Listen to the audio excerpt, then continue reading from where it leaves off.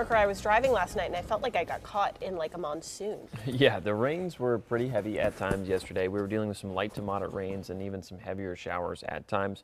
But thankfully, those have all cleared out overnight. And this morning, we're starting to dry out pretty significantly. We have relative humidity at 52% or so, with temperatures right around 53 degrees. And we are continuing to cool off, and we'll continue to do so for the next hour and a half or so.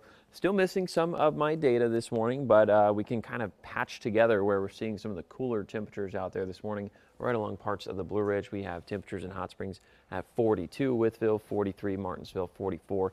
Everywhere else right around 46 to about 54 degrees or so, with South Boston and Lynchburg being some of the warmer spots out there. Now, our hourly forecast continuing to show that temperatures are going to continue to warm up back into the 50s by the 10 o'clock hour. But the main thing here are the winds. We're going to be dealing with winds out of the west around 14 miles per hour. And as temperatures continue to warm up, the winds will also continue to increase. We get to about 67 in Southside, 65 for Lynchburg, 63 for Roanoke. The Highlands, you guys get to about 61 in the New River Valley.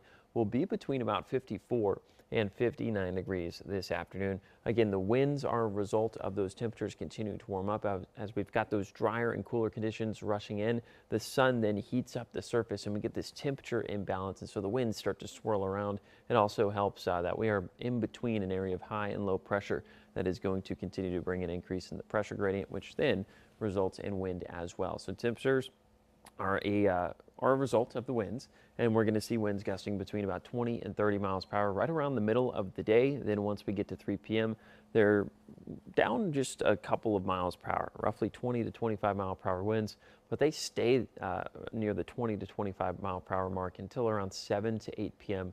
this evening. Once the sun goes down, the temperatures start to balance themselves back out, and then the winds start to die back down. So it'll be a little bit calmer as we head deeper and deeper into the night, but winds are still going to be breezy out there through the rest of your Wednesday evening and night. Here's a look at what we're tracking over the next couple of days. We've got an area of high pressure which kind of skirts across parts of the south. You see it moving from west to east there, and then we've got another one off to our north and west. Those are both going to kind of reinstate some of those cooler and drier conditions moving in. Just because of the overall synoptic flow, we're going to have winds from the north and west building in. That's also going to keep our conditions sunny and windy out there. Now, looking ahead to next weekend, not this weekend, but November 2nd, that's when we turn the clocks back. We'll be changing back to daylight saving time, and we'll be gaining an hour of sleep, but we'll also be losing an hour of sunlight in the afternoon/evening hours. So the sunset will be at 5:20 on Sunday, November 2nd. Going to get dark out there pretty quickly for the next couple of months as we continue to lose daylight day by day. Here's a look at the current fall foliage across the region. We are continuing to deal with moderate to high amounts of color. Fast forward to the next 7 days or so, we are forecasting high to peak amounts of color across Southwest Virginia. Here's one last look at your 7-day forecast. No rain chances until early next week.